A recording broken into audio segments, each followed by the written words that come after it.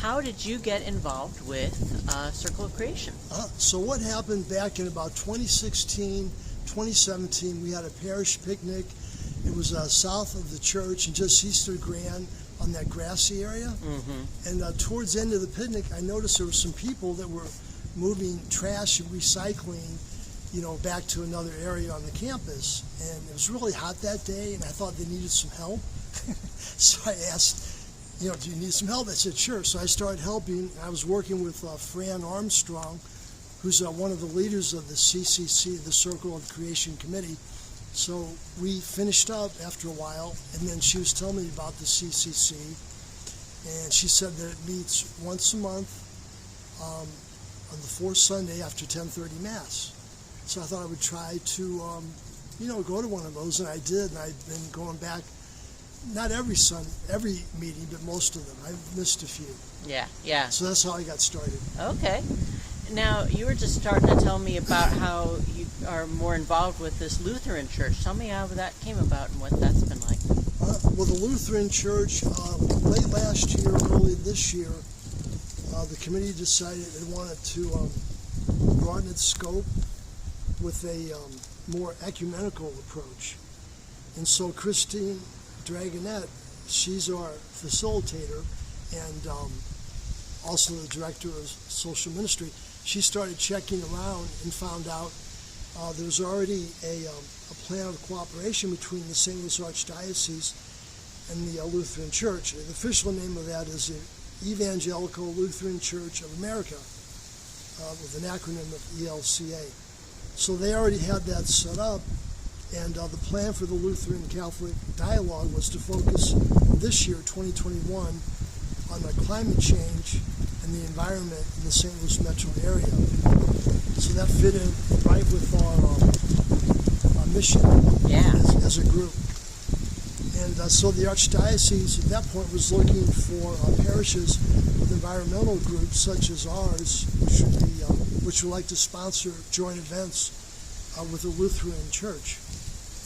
And we also wanted to emphasize environmental justice. We also learned that there was already a cooperation between the Archdiocese and the Lutheran Church on racial issues.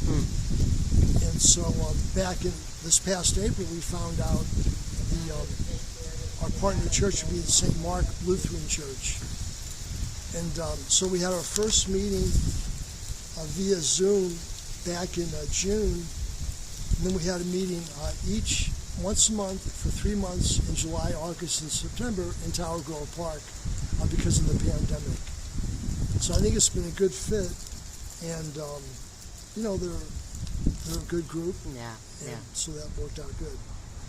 And what about, so recently there was they called it a trash bash. Tell me about that. Yeah, River de Pear. That was sponsored by Great Rivers Greenway. The way it was set up, it was going to go on for a week. Whenever a group wanted to go, they could go there whenever it was convenient for them. And so we went a week ago yesterday for about 2 hours and, picked up quite a bit of trash. Some picked up more than others. And then there's only one other person there from a different group. His name was Carlos. He kind of joined our group. Nice. And then we were done, and then we were looking for a place to put the trash, and there was no sign, and so we just put it near a dumpster.